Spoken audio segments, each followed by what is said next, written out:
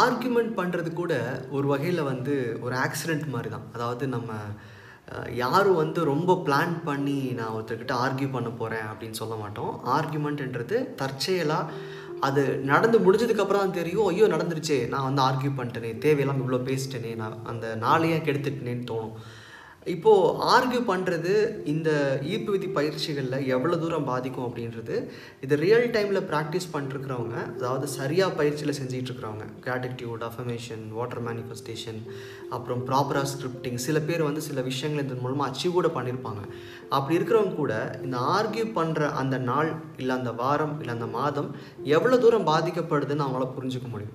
இதை பற்றி நிறைய பேருக்கு எக்ஸ்பீரியன்ஸ் இருக்கும். ஆர்கியூ பண்ணதுக்கு அப்புறமா அவங்க மனநிலை எப்படி இருந்துச்சுன்றதை கீழே கமெண்ட்டில் மென்ஷன் பண்ணுங்கள். ஸோ இந்த ஆர்குமெண்ட் வந்தால் எப்படி ஹேண்டில் பண்ணுறது, இதுக்கு ஒரு ப்ராப்பர் ஸ்ட்ரக்சர்ட் தியரியெல்லாம் எனக்கு தெரியாது. பட் நான் எப்படி ஹேண்டில் பண்ணுறேன், என்னோட பெர்ஸ்பெக்டிவில் இந்த ஆர்குமெண்ட் நடக்கும்போது நான் என்ன செய்கிறேன் அப்படின்றத மட்டும் உங்களுக்கு ஷேர் பண்ணுறேன். அது என்னென்னு தெரிஞ்சுக்கிறதுக்கு நீங்கள் வீடியோ கடைசி வரைக்கும்லாம் பார்க்க வேண்டிய அவசியம் இல்லை. சிம்பிளாக சொல்லணும்னா, நான் அந்த ஆர்கியூ பண்ணுற அடுத்த பர்சனை வின் பண்ண வச்சுருவேன். அதாவது அவங்க ஜெயிச்சுட்டு போகட்டும் அப்படின்னு விட்டுருவேன்.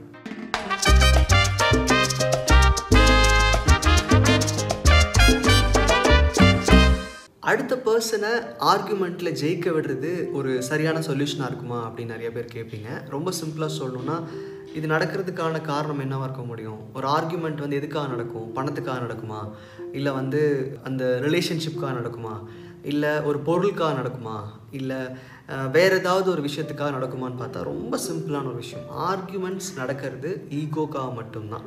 அதாவது நான் சொல்கிற ஒரு சில விஷயம் சரி, நீ சொல்கிற ஒரு சில விஷயம் தவறு அப்படிங்கிற அந்த ஆங்கிளில் மட்டும்தான் எனி ஆர்குமெண்ட்ஸ் வில் ஹேப்பன். அதாவது ஆர்குமெண்ட் அப்படின்றது பெரிய சொத்துக்கான தகராறாக இருக்கட்டும், ஒரு ரிலேஷன்ஷிப்பில் நடக்கிற ஒரு ஆர்குமெண்ட்டாக இருக்கட்டும், எதை வேணும் எடுத்துக்கோங்க. உண்மை சொல்லணும்னா அந்த ஆர்குமெண்ட்டோட கோர் அப்படின்றது ஈகோ மட்டும்தான். இந்த இடத்துல ஆர்குமெண்ட்ஸை வளர்க்குறதுனால வர பெனிஃபிட்ஸை விட ஆர்குமெண்ட்ஸை லூஸ் பண்ணுறவங்களுக்கு கிடைக்கிற பெனிஃபிட்ஸ் ரொம்ப ரொம்ப அதிகம். இது ரொம்ப டீப்பாக ஒரு செல்ஃபிஷ் ஆங்கிளில் தான் நான் எப்பவுமே யோசிப்பேன். காரணம் என்னென்னா, ஆர்குமெண்ட்னால இப்போ நம்ம எதை இழந்துருவோம் அப்படின்னு பார்த்தா மேபி பணம் இழக்கலாம். அதாவது நம்ம சரியாக ஆர்கியூ பண்ணலன்னா நம்மளோட பணத்தை அவங்க சொல்கிற மாதிரி கொடுத்துட வேண்டியது இருக்கலாம். ஒரு நல்ல இடத்த நம்ம பிடிச்ச விலையில் விற்க முடியாமல் போயிடலாம். இல்லை நம்ம ஒரு பொருளை இழக்க வாய்ப்பு இருக்குது. சம்டைம்ஸ் அதனால் நம்மளுடைய ஸ்டேட்டஸ் இழக்க கூட வாய்ப்பு இருக்குது. அதாவது நான் பெரிய ஆள்னு காமிச்சிட்டு இருந்தேன், இப்போ இந்த ஆர்கியூமெண்ட்டை லூஸ் பண்ணான்னா என்ன ஆச்சு, நான் உன்னை விட கம்மி அப்படிங்கிற மாதிரி நம்மளுடைய அந்த ஒரு ஸ்டேட்டஸ் இழக்கிறதுக்கு கூட வாய்ப்பு இருக்குது. அதாவது பணம், பொருள், ஸ்டேட்டஸ் இதெல்லாம் கூட ஆர்கியூமெண்ட் லூஸ் பண்ணும்போது போக வாய்ப்பு இருக்குது. ஆனால் உண்மையில் சொல்லணும்னா அந்த இழக்கிற எல்லா விஷயங்களும் உங்களால் ஒரு சொடக்கு போகிற நேரத்தில் உருவாக்கிட முடியும்.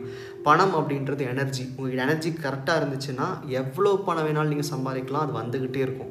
பொருளும் அதே மாதிரி தான். பணம் இருக்கும்போது பொருளும் ஆட்டோமேட்டிக்காக வந்துடும். நீங்கள் இழக்கிறது உங்களுடைய ஸ்டேட்டஸ், உங்களுடைய நிலை அப்படின்னா அது ஒருத்தர்கிட்ட தான் இருந்திருக்கீங்க, உங்களை சுற்றி 100 பேர் இருக்கிறாங்க. அப்போது நீங்கள் ஒரு ஆர்குமெண்ட்டில் ஜெயிக்கும் போது உங்களுக்கு கிடைக்கிற அந்த 1-2 பெனிஃபிட்ஸை விட நீங்கள் ஆர்குமெண்ட்டை லூஸ் பண்ணும்போது நிறைய விஷயங்களை நீங்கள் கெயின் பண்ண முடியும்.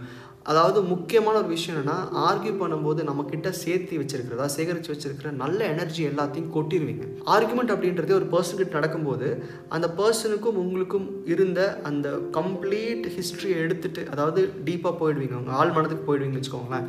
அப்போது டீப்பாக போய் அந்த பர்சனோட கம்ப்ளீட் ஹிஸ்ட்ரி எடுத்துகிட்டு அவங்க எங்கெல்லாம் உங்ககிட்ட தவறாக பேசினாங்க, இல்லை தவறான விஷயங்கள் செஞ்சாங்கன்னு உங்கள் கான்ஷியஸை ஒரு நல்ல நிலையிலேருந்து உடைச்சி அதை பழைய விஷயங்களை கிளறி உங்களுடைய கம்ப்ளீட் எனர்ஜியை கொட்டிடுவீங்க.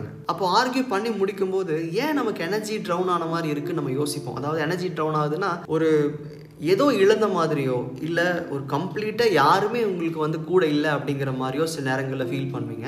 இதுலேருந்து ரெக்கவர் ஆகிறதுக்கு ஒரு 3-4 நாட்கள் கூட உங்களுக்கு ஆகலாம். அப்போ ஆர்கியூ பண்ணும்போது உங்களுக்குள்ளே சேர்த்து வச்சுருக்கிற எல்லா நல்ல எனர்ஜியையும் நீங்கள் கொட்டிடுவீங்க. ஸோ முதல் விஷயம், ஆர்கியூலேருந்து நீங்கள் எஸ்கேப் ஆகிக்கிறதுக்கு, அதாவது ஓகேங்க நீங்கள் தாங்க ஜெயிச்சிங்க வச்சுக்கோங்க அப்படின்னு சொல்லிட்டு வெளியே வரும்போது you are securing your complete எனர்ஜிங்க. இதில் இன்னொரு பெனிஃபிட் என்ன அப்படின்னா, நீங்கள் ஆர்குமெண்ட்டில் ஓகேங்க நீங்கள் சொல்கிறது கரெக்டு தாங்க விட்டுருங்க அப்படின்னு சொல்லிட்டோன்னா அந்த நாளில் ஒரு டவுன்ன்ற அதாவது எனர்ஜி டவுன்ற ஒரு விஷயம் வராது இல்லையா? அப்போ என்ன ஆகும், அந்த நாளை நீங்கள் தொடர்ந்து முன்னேறி போயிட்டே இருக்க முடியும். உங்கள் வாழ்க்கையில் ஒரு தடை ஏற்பட்ட மாதிரியோ, உங்களுக்குள்ள ஒரு சலனம் ஏற்பட்ட மாதிரியோ எந்த ஃபீலிங்குமே இருக்காது. ஆர்குமெண்ட்டில் ஜெயிச்சா கூட உங்களுக்கு அந்த ஃபீலிங் கம்ஃபர்டபுளாக இருக்காது. தோத்தாலும் அந்த ஃபீலிங் கம்ஃபர்டபுளாக இருக்காது. ஆர்குமெண்ட்டை இக்னோர் பண்ணிவிட்டு அடுத்த பர்சனை வின் பண்ண வச்சுட்டு உங்கள் வேலையை பார்த்தீங்கன்னா உங்கள் நாளில் ஒரு சின்ன டிஸ்டர்பன்ஸ் கூட க்ரியேட் ஆகாது. ரொம்ப சிம்பிளாக எனக்கு ஞாபகம் வர ஒரு எக்ஸாம்பிள் என்னென்னா, நான் சம்டைம்ஸ் நம்ம கார் ஓட்டிகிட்டு போகும்போது ரொம்ப கூட்ட நெரிசலாக இருக்கும்போது யாராவது வந்து லைட்டாக முட்டிடுவாங்க, உரசிடுவாங்க.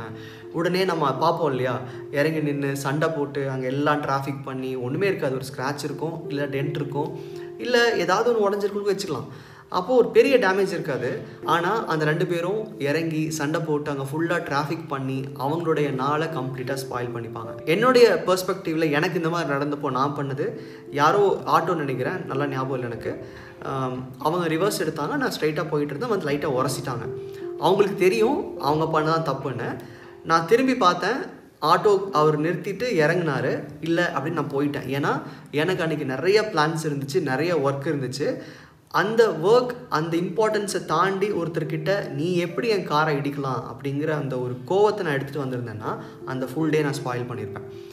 கிடச்சிருக்கலாம், மேபி ஒரு 1000 ரூபாயோ 500 ரூபாயோ கொடுத்துருப்பாங்க, வாங்கியிருப்பேன். ஆனால் அந்த நாளில் நான் செய்ய போகிற அத்தனை வேலைகளும் கெட்டிருக்கும். இப்போது இதெல்லாம் ஏன் வந்து இக்னோர் பண்ணணும்? அப்போ நம்மளுடைய நியாயத்தை கேட்டு பெறணும்ல. நியாயத்தை கேட்டு பெறலாம். அந்த நியாயத்துக்கான வேல்யூ உங்கள் நாளுக்கு கம்பேர் பண்ணி பாருங்கள். ஒரு இடத்துல நீங்கள் ஒருத்தர்கிட்ட ஆர்குமெண்ட்டில் ஜெயிக்கிறதுக்கும் உங்களோட நாளோட வேல்யூவும் கம்பேர் பண்ணி பாருங்கள். ரொம்ப ரொம்ப பெருசு. நமக்கு நேரம் தான் இருக்கிறதுலே பெரிய வேல்யூபிளான விஷயம் நினைக்கிறோன்னா அந்த மாதிரி ஆர்குமெண்ட்ஸில் நம்ம இன்வால்வ் ஆகாமல் நம்ம வேலையை பார்க்குறது ரொம்ப ரொம்ப நல்லது. அடுத்தது சில பேர் கேட்பீங்க, ஏன் வந்து நெகட்டிவ் கமெண்ட்ஸ்க்கு ரிப்ளை பண்ணி ஆர்கியூ பண்ணுறீங்க?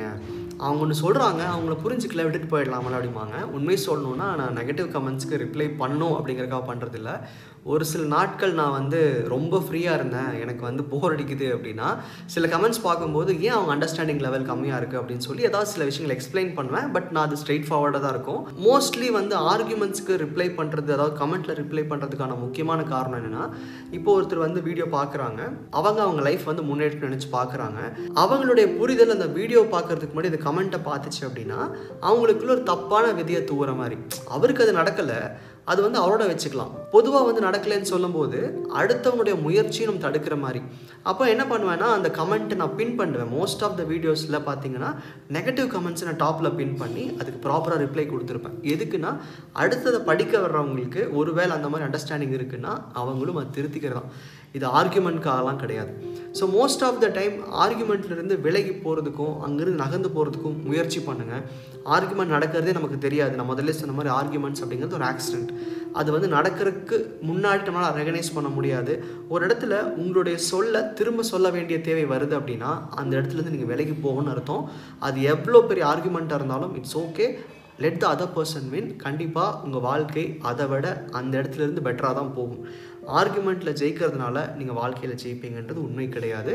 ஆர்குமெண்ட் இக்னோர் பண்ணுங்கள். உங்களோட மனநிலையை எப்பவுமே சமமாக வச்சுக்க முயற்சி பண்ணுங்கள். நன்றி.